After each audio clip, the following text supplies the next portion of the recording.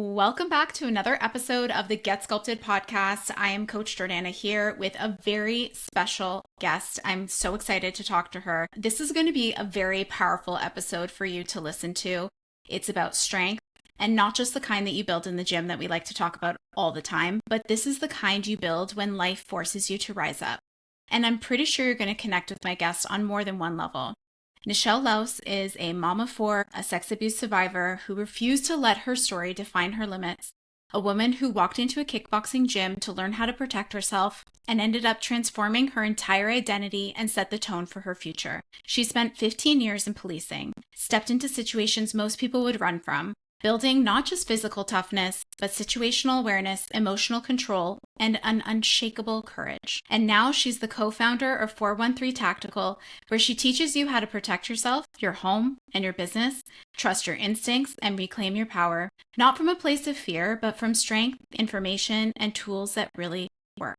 This conversation is about what happens when survival becomes empowerment, how your confidence is built, and why self-awareness may be the most underrated form of strength, and what it really looks like to model power for the next generation, our kids. If you've ever doubted yourself, if you've ever felt small, if you've ever wanted to feel more confident in your body and in your presence, this episode is for you. Nichelle, welcome. I'm so excited to have you here.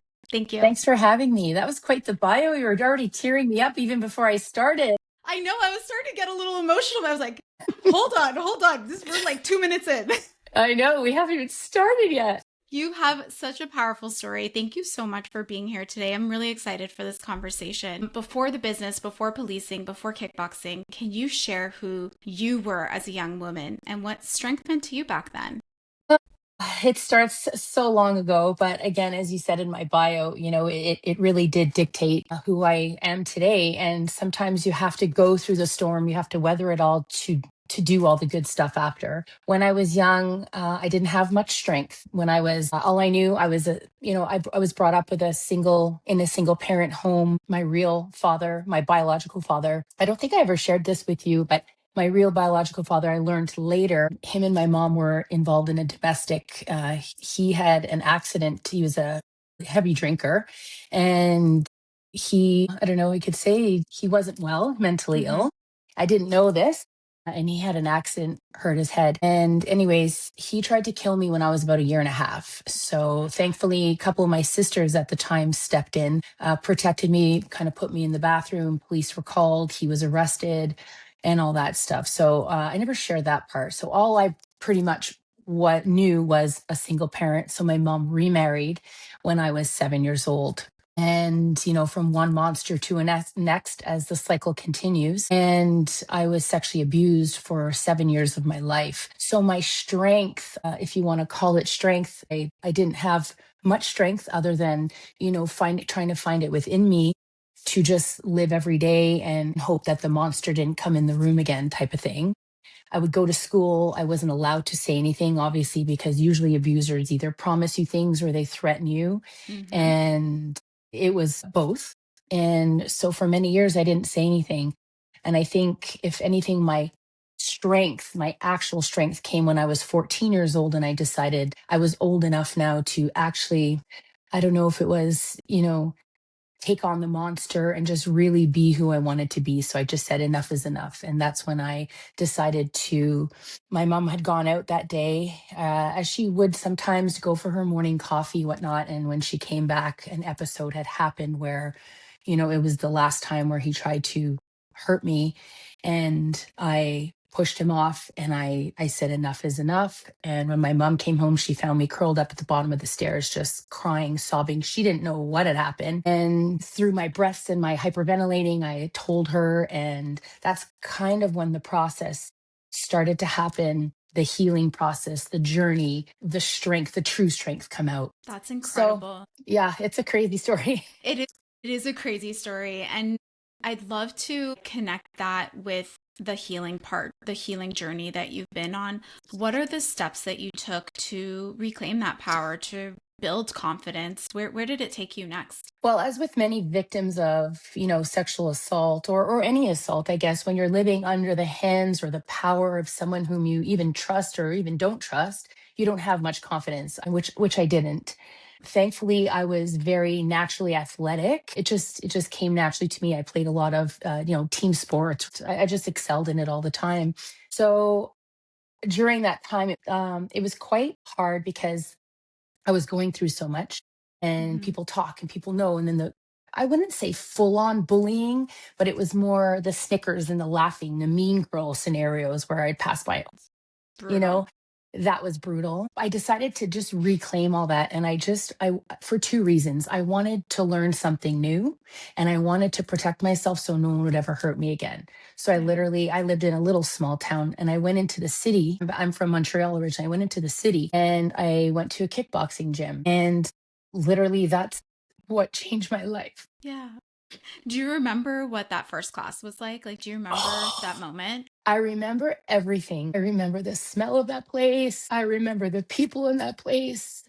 And I remember more so my coach. He never knew what I was going through. Even until this day, he doesn't know. We've separated just because he had sold the business to somebody else, and he kind of moved. I just have never seen him. And it'd be interesting if I ever did see him, if he actually knew how much he changed my life. But I don't know that the power, because again, I was naturally athletic. I put on, the wraps. I wrapped up, and it was Yeah. it was wrapping, just knowing the layers of wrap that I'm wrapping. These are the layers of my life that I'm wrapping. And it was just so powerful. And when I started really picking up just the techniques in kickboxing, it just allowed me to channel all my emotions in a positive Yeah. way, because I had so many negative emotions. I had such low confidence, such low self esteem. I felt like crap. I felt like nobody loved me. I didn't know where to turn. I only had my mom, and she was going through her own stress. And every time I would punch those bags, and then I started sparring with people because I wanted to take it a different level, because I wanted to feel like it's just like, it's so hard to explain unless you've ever felt that way before, Yeah. but it literally just allowed to channel all my energies in such a positive way. I absolutely loved it. I can totally relate to you on a number of levels. I've also been sexually assaulted twice by two different people at two different points, once when I was 12 and once when I was 18. And I remember just like the like lack of control you feel like from your body, and how much shame you end up holding even though none of it was your fault. And I at the time was a swimmer, and for me swimming was like that place where nobody can touch you in the water. Like you're moving so fast, you're swimming, you're like flying. Like that was my home base. And I can totally relate to the fact where you just get into this rhythm where you check out of your emotions and you check into your body, and you just get to do and feel really powerful. And that's what brought me to competing actually in swimming. And that's where you took kickboxing for a while too. Can you tell me about Yeah. like why you brought it into that level? I brought it to the level just really because I love the sport so much. And back in the day, I mean, this is going back a few years ago. I mean, no, it really, I'm 51 right now. And I mean, geez, I started when I was I started when I was 14, but I started competing when I was 16. Yeah. And it was just an incredible experience. And the reason I just wanted to do it, I just wanted to further myself. Because back in those days, to be honest, there wasn't many competitors, many kickboxers or boxers for that matter, females. Well, especially in Hmm. Montreal. So I came from a grit gym, which is now actually world renowned. It's called TriStar, and like all the fighters, GSP comes from there. In fact, we Cool. grew up together, and David Loiseau, if anyone knows who that is, they're all world champions. I mean, they did in obviously now MMA, but we were all kids together, and so these were just moments and places of I don't know, just that safe spot, that the ring was just a place where you could be, where you could feel powerful, where you could feel confident, where you can feel strength, and not Yeah. only physical, emotional, like all that stuff. You just felt so glorious, and people cheering you on, and like, go get it. And usually it was the opposite. I was always being brought down, so it was just a really nice feeling, and the training was just insane for it. So it just kept me mentally fit, it kept me physically fit. And I Yeah. always since I was 14, I always wanted to be a police officer, so I knew it was keeping me fit to be that, because I knew that even the physical training to be an officer, you needed to be physically fit. Physically So strong. it just all encompassed that one, like to me was, oh, it's the best sport. And I just wanted to take it as far as I possibly could. So it was neat too, because at that time, I don't think even maybe you know this, but Nike back in the day, I did 4 commercials for Nike, and it What? was because of kickboxing. Yeah. And it was based on, actually, the commercial itself was called, in French, it was called Parfait. I mean, perfect. But Hmm. what it was, if I remember the script correctly, it was like the perfect legs were long and lean. The perfect arms are soft and delicate. The perfect chest is for B, and the perfect ass is anyone who still believed all that crap. And it was like boom, boom, boom, boom. It was about like strength, and I was in there, I was talking. It was just like, it was just such a cool experience. And that all came from kickboxing. And in fact, I made enough money back in that day with those commercials to get my laser surgery, which in turn allowed me to become a police officer, because I had really bad eyes, or, Yeah. yeah, it all, everything kind of, I wouldn't say it fell into place, not without hard work, but, I just happened to be there at that moment, and they liked me because I worked hard, and it's great. So sometimes, out of bad things, good things happen. That's so true. And at what point did you find, like, I'm not the same woman who walked into this gym on that first day? Like, what point did you realize, like, my identity has shifted? I would say almost immediately, Mm. because when I walked, I literally would walk in with my head down and my shoulders down, and I walked out like, no one's ever going to touch me again. And I swear I've never, ever looked back. You know, I'm sure of myself. I am confident. It was almost instantaneously. You see, there's a little bit of, overlapping in there, but I would say everything changed. Just the way I thought about myself, the way I carried myself, the way I Yeah. spoke. It was a little bit of overlapping at first, because, of course, you always, especially coming from abuse or someone taking control all the time, and you're not allowed to say anything, it's a little bit of an overlap.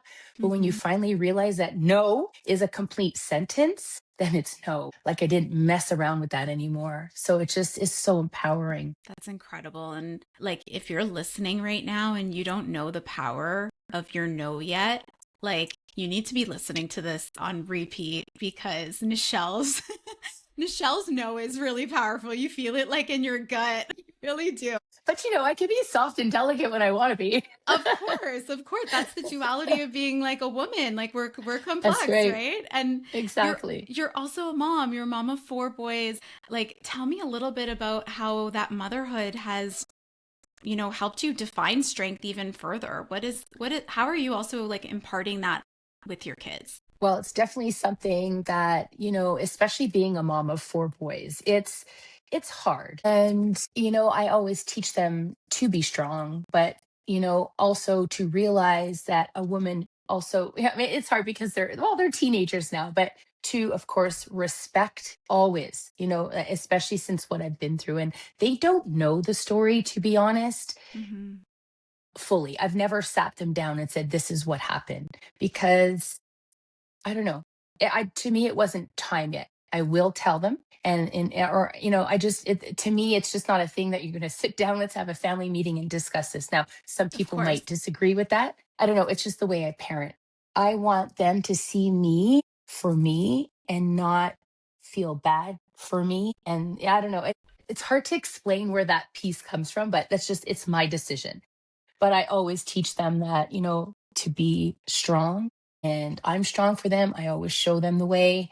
I'm patient. I like to be present for them. And all those are kind of keys to being strong. And we talk And about a bunch of things too, like in terms of safety and protection, situational awareness, communication, trusting your instincts, listening to those guts, how to handle uncomfortable situations. If there's anything, just let me know. I even told my son the other day, if they went to a party, I said, if something's going on, just text me a random word. What's your like a yeah, safety word? No, ice cream, something, anything, no hesitation. And then I'll call you and act crazy and say, get the hell home, and blame it on me.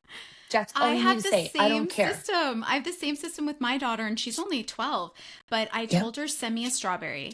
If you send me a I love strawberry that. and just Yeah, like pick an emoji, because words can sometimes like trigger other people too, where like so you're true. around Yeah, them and it's like, oh, whoops, I accidentally sent my mom an emoji. Like, so weird.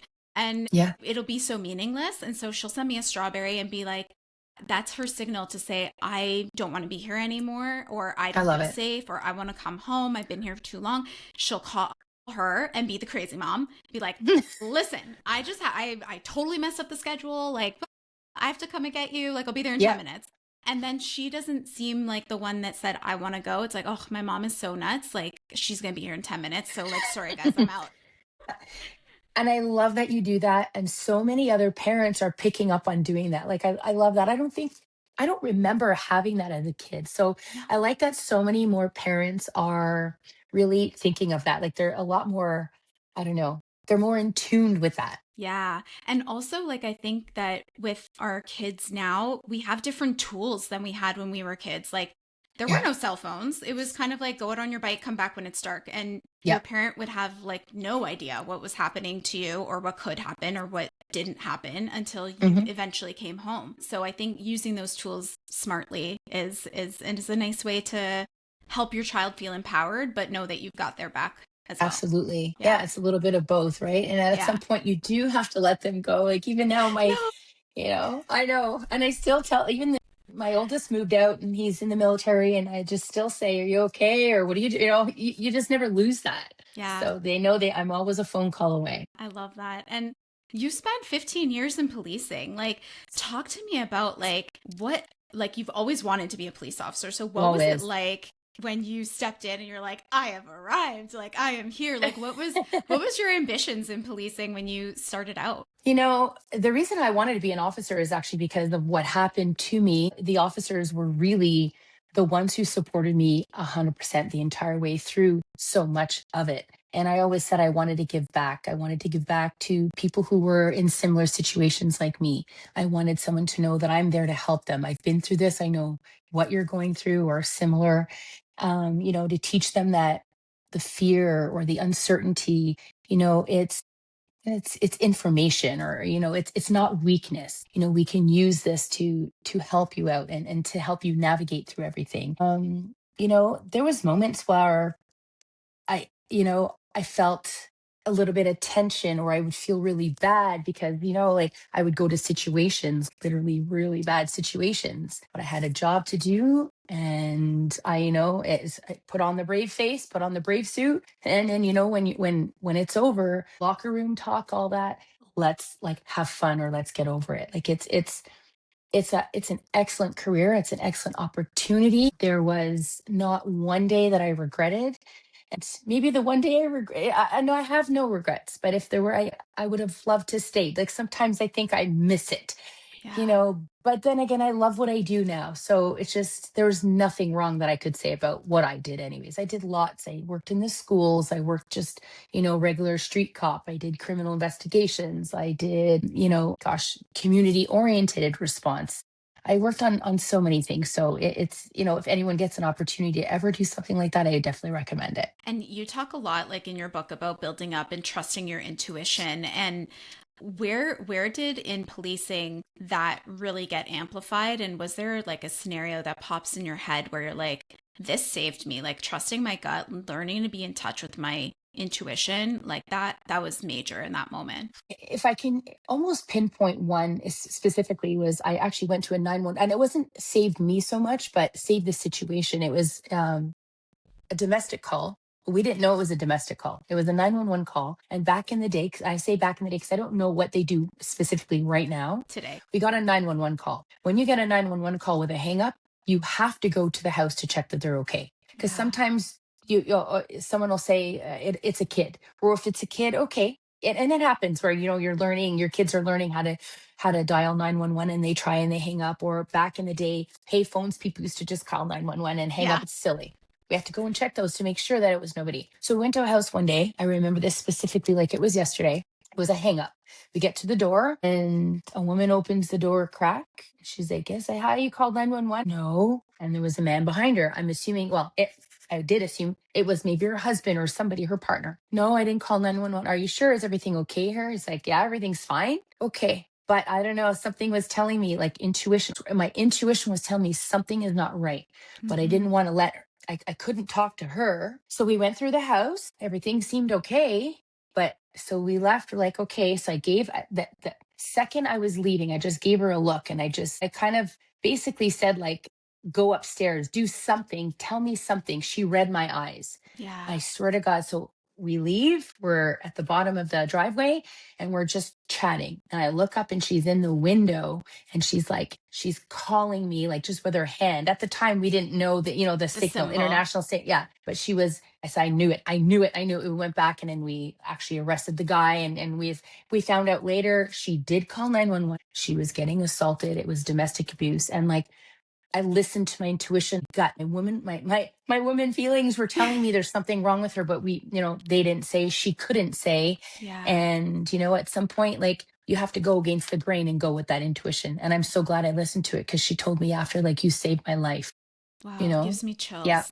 It really It's does. crazy because I could have just all left and who knows what would have happened, right? Yeah. You could have done your job, which was like, that's what you did, Yeah. and left. And then that whole situation could have gone much differently, but you Yeah. trusted your I intuition in that totally moment. agree. And Yeah. like, what do you feel women need to know right now, or they misunderstand about their intuition? Because what I see around is like people are so disconnected from listening to that voice Yeah. inside.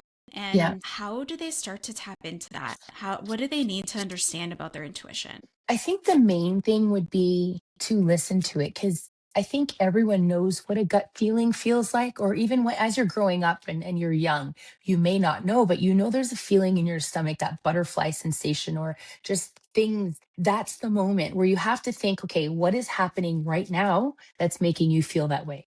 And then Mm-hmm. from there, let's say it happened to you a while ago, and you go back and you go, okay, when I felt that feeling, what happened after that? Was it a bad thing or a good thing? If it was a bad thing, then that's the feeling that when that happens again, you have to listen to it. So it's kind of like finding your baseline, finding the area, like that's your baseline, and then listening to that afterwards. And I just think that a lot of us almost feel that it's anxiety. And it partially is because you get anxious when you're in a situation that has you up against the wall, or you're just unsure. So part of it Mm-hmm. is anxiety, but kind of differentiating between the anxiety and that gut feeling and always listening to it, because every time we don't listen to it, something happens, you go, oh, I knew that's what I was feeling. Like it's happened Yeah. so many times to people. I don't want to say, not that I'm victim blaming, but you feel it, didn't listen to it, something happened, and you're like, oh, yeah, oh, I should have done that.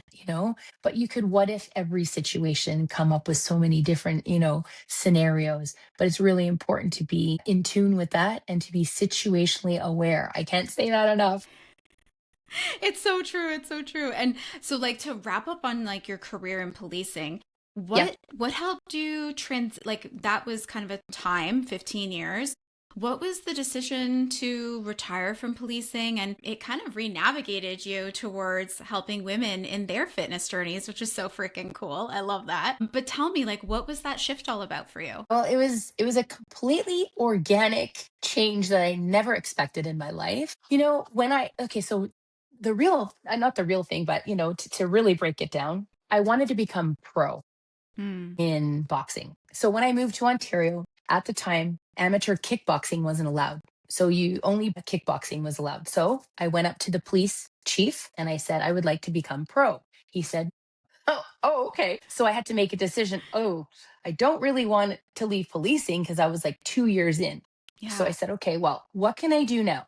So if I can't do professional boxing, I'll just still do amateur boxing, which was okay. And, I started, and then basically I just continued amateur boxing. And then what happened was when I started having kids, I got married at 30, had my first kid at 32. And I decided I had to find a new sport for me personally. Some people don't, Mm-hmm. but I just found the schedule really hard. Yeah. So what ended up happening is I ended up leaving, like competing in boxing, and I started to do fitness competitions. And when I started to do fitness competitions, it was something that I was able to do on my own time. Mm-hmm. And, I could work out when the baby's sleeping or whatnot, do all that on my own time, still have that Yeah. competitiveness because, you're up on stage, blah, blah, blah. And then, of course, the whole transformation happened, eating, all the crazy eating and the meal plans, but it was the same discipline, Yes. essentially. or the discipline to achieve your goal, and but do it all on my own time. So Hmm. when I started to do fitness competitions, I realized a couple of things. It brought a whole new, I did so well in the competitions that again, I was in the spotlight up on stage, kind of like a boxing ring, Yeah. and people were cheering for me. I looked good. People wanted me to be in magazines and their workout routines, and wow, all the, all the glory. It was really a lot of fun. So people just started coming up to me, wow, how did you do that? And, oh, you're a mom. And then I had a second kid. And then, I got back into shape doing that. Yeah. And I just organically grew into like a fitness coach without even realizing it. I took nutrition course. I started to really, really delve into like the transformation part of it and what was Yeah. happening in policing. So I was doing both. I was doing my policing job, and then all of my days off, I was doing fitness training, online transformations, even before, I mean, I started doing this in Before it was a thing. 2002. Yeah, Yeah, it was more of this you thing, were an like back in OG. the day. Yeah, yeah, the OG. I remember me and Elizabeth Lopez, you know her? Like I we were know the Liza. Yeah, OGs. she's awesome. So, anyways, I just started doing it. And what ended up happening, it was like a really beautiful thing because Dave, my husband at the same time, was doing photography for the same reason. Because when you're doing competitions, all the fitness models want to do photo shoots Of and all course. that. And Dave was like, well, I could do that. I could do, photo shoots for you. You don't have to go to so and so and pay all this money. And so he started doing photography. So we just created this like crazy snowball effect where I was transforming women. He was shooting them after, like photography, Yeah, because he was photography. also a police officer. So I want to make sure I made like The photo right shooting, kind of shoot. the Yes. right kind of shooting. And it just turned into this beautiful, beautiful, I guess you can say, business.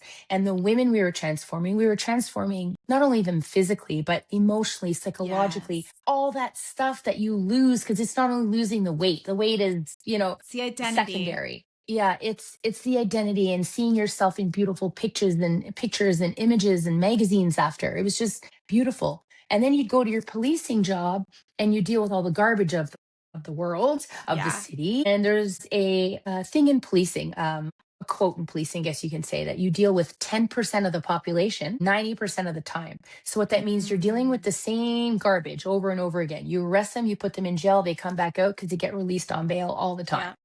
and you're dealing with those same, so it's like you kind of get, I don't want to say jaded because I was never jaded. It's just, oh my god, or you're dealing with the same people all the time. You don't want to be jaded. And then I'd go to Yeah. my fitness clients and I'd see them just enjoying the Glowing. process and glowing. And so really what happened was Dave was looking for a studio space because he was renting a small space. And when he was looking for one, I said to him, I all my clients are online, we're super busy right now. If you find a studio, just grab a small space, like a cubby hole where I can take some of my, yeah, well, you know where I'm going with this, Well, yeah, I a do. cubby hole where I could train some of my online clients. No, he gets a ginormous 10,000 square foot place that, oh, this would be good. And I go, no, that's a full on gym. Dave, I just wanted a space, like an 8 by 8 or a six Yeah. by six or whatever. No, this will be fine. So we opened the gym. It was called OTC, which was actually, it was supposed to be OPC because it was supposed to kind of, so Ontario Police College, which is OPC, which is where we went to school for Yeah. policing. We wanted to call it Ontario Performance Center, Oh, but I it was love already that. taken. It was Yeah. already taken. So we're like, ah. Anyway, so we called it OTC. It was Optimum Training Center. So we opened that, and that was the birth of that. Mhm. Unfortunately, we bit off more than we can chew because we were just two cops. At the time, we didn't know what owning a business was, especially Yeah. It's a 10,000 square lot. feet of it. It's a lot. I ended up having to make a decision where Dave was right. We had to kind of dive full force into it. And I was gonna just maybe go to part-time policing. But at the end of the day, I didn't. We signed a lease, and we bit off more than we can chew. So I had to leave policing. So I don't regret it per se. I miss it every single day. But what ended up happening with our business and leaving that was really hard. COVID happened, and Mhm. we had to shut down the space permanently. Yeah. And that was kind of the end of that. But I still, right, even to this day, have all my online clients. So that was Yeah. kind of like an extra layer of, I don't know what you call it, craziness, I guess. And now we've turned that into a tactical store, which is basically providing gear, equipment to all frontline officers or emergency services personnel. So we deal like with the services and all our friends. Like if you were still in the service, we'd be in 26 years now. So all our friends that we know are all in positions of making decisions and whatnot. So it still kind of feels like I am back in it where I'm not. Yeah. And in a way, it's a beautiful space to be because like I still see my old friends, I meet new friends, I get to, inspire rookies. I'm teaching at Humber College right now. I'm teaching fitness classes to So police cool. foundation students. So it all kind of intertwines together beautifully. And you also paved the way for women like me who transformed their careers from, I was spent 15 years in the corporate space, and you really paved the way for the online coaching space and what that program could look like, how coaches are supporting women. And Yeah, my sister-in-law actually worked with you, and she had the best experience, and I helped her like pick outfits for her photo shoot with Dave, and it I was love such a it. highlight. She had such a beautiful experience with you, and it was such a like, nice way to be like introduced to that because I was still working Yeah. in corporate at the time, and I was like, yeah, one day I'm gonna do that. And you never Yeah, know where it and can take you, like the journey, like you can keep yeah. evolving, which is so like nice for women to hear and see examples of that, right? Yeah, I always tell women you can literally do anything you want to do. Yeah. It's just hard. It's hard to make a decision to leave corporate, to leave policing. I mean, I had a great pension. Yep. We had great benefits. We had security. I mean, you're always going to have a job if you're a police officer. And having Totally. 4 kids and leaving that is something really hard to do. But at the end of the day, it's like you just do it. If you have the mindset and you just know, you're never going to have the right time, the right money. People used to say, you're having another kid, how do you afford it? You know You're what? You like, figure we'll it work it out. You out. really do. You have no choice. You figure it out. Yeah. Because if we waited for everything to happen or we waited for that right time, you'd never find it No, ever. nothing would Just do happen. it. Yeah. Yeah. Just do it. So I I just did agree. it, I you love know? that. And that's the same advice in fitness too. The best day to start was yesterday. The second best day to start is today. And Yeah, so you got to take action. And one of the things exactly. I got to do with you back in September was take your self defense class and be live in person. I have like my broken wood right back there Oh, I on my need shelf. to. I love So proud of myself. And I was like, it. boom, karate chop that in. I But love it. talk to me about that self defense training that you do for women, and what do they leave with? Like, what is that change that you see women walking in? They take the class, they leave. Like, what do you notice is the shift? What I notice definitely is I think the women leave with a sense of confidence, of course, but more so like, wow, I didn't realize I could do that. Or, it's such a shift and change. And because especially, okay, the techniques themselves, they're quite easy. One or two steps, one or two moves, learning to like deflect or deter or all that first. Because, I think a lot of people think self defense is literally about like, sitting there and fighting. Well, at first, it's not really about that. It's about being situationally aware first so that Yeah, hopefully you don't get into a situation like that. And if you actually have to sit there and fight, that is literally the last step. And then when you do that, you're going to fight for your life. So I totally. think they're more confident, they're more aware. I think that they feel strength and know that it's not just being weak physically, it's mentally, emotionally, and all that. I think it's such a great class. We teach not only like the techniques but self-defense laws in Canada, which is very, very confusing, and It there's a is. big gray area for a lot of people, and they just kind of feel powerless. They don't know, am I allowed to do this, am I not? I kind of dig a little bit deeper and go around some things and show people how to articulate what you do if you're in the situation, and then of course we finish with the board breaking, which is an The amazing best. exercise altogether. So it's a great, I think the whole experience is great. Everyone should not only take that seminar, but take, I think, a martial arts class in general. You know, Yeah. get comfortable with feeling uncomfortable. Get down on the ground, down and gritty. My seminar, you do it a little bit, but expand on that. Because if you're ever in a situation where you do have to fight for your life, you want to be prepared. Yeah, I love that. And that brings me actually to the safety blueprint. We got a Hmm. copy. And like, I want to know, like, what prompted you to write this? Is it, an opportunity for you to have something in somebody's pocket so that they could have you like in their head sometimes, have like extra support tool, but like, why put it all down in a book? I wanted to create something kind of like you said, almost like a blueprint, something. So all my videos on social media, I always talk about safety tips, self defense. but whatever it is, or, be prepared, be aware. I talk about scams. I talk about, everything I learned kind of as a police officer, or all the techniques I've learned even in self-defense Mm-hmm. in my martial arts world. But I wanted to have almost like a handbook as a reference instead of having to scroll through where was that video again that Nichelle posted? You know what? Most of it is all right here in this handbook. Because a lot of women, I felt that as I talked to them and just over the years, especially what I'm doing now, a lot of them are confused, or a lot of them, I don't want to say they blame themselves, but I just feel that they're not prepared. Yeah. And I think, being prepared is really, really key. Being Mm-hmm. aware, knowing your surroundings, your environment, reading the room, all those little things, they can really help. And so I wanted to, I really just wanted to have that book so it's all together and, presented in a nice way that, and of course I share a little bit of my stories, and I share real life stories even when I was an officer, and then what you can do from there if something happens to you, what support systems are out there. It's just a whole book of information that women can use to, better protect themselves. I love that. And what I liked is that it's a very easy read, and you can also like go back and reference things. Like if you're just looking for something specific, you can find that thing and just absorb that piece of knowledge that you might need in the moment. So it I is love like it. that little Thank you. handbook tool. So thank you for creating it. It was like a very easy read. I really enjoyed it. And it also helped reinforce what we learned in the self-defense training too, which was great.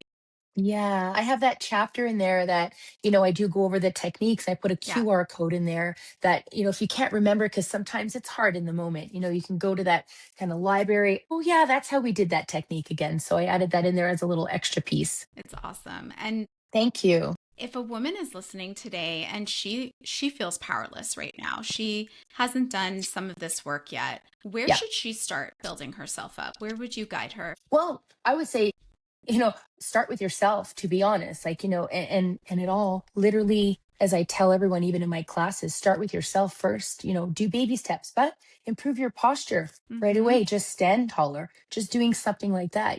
Avoid distractions, keep your shoulders back, your chest out, your head up, be aware of your surroundings. That's where you would start. And then Yeah, from there, just build on that. Learn how to say no and mean no. Like I said before, no is a sentence. You don't need to apologize. You don't need to give excuses. You don't even have to do anything. No is no. Learning how, learning their boundaries, taking baby mm-hmm. steps, and really celebrating small wins. I would say, walking with intention, all that stuff. Yeah, And then if I can say, like as I mentioned before, take a self-defense class, or maybe not a class, or an actual martial arts class, I should say. Learn how to get in there, grapple, wrestle, all that stuff on the ground. Because once you get on the ground, that's, it's a very uncomfortable spot to be.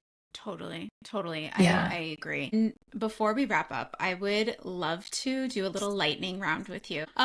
So I'll start the sentence if you're open to finishing it. Okay. Strength is. The quiet decision to keep moving forward. And what I mean Ooh, by quiet, it's, yeah, sometimes you don't even, it's internal. yeah, Just move forward, I continue love on. that. Confidence grows when.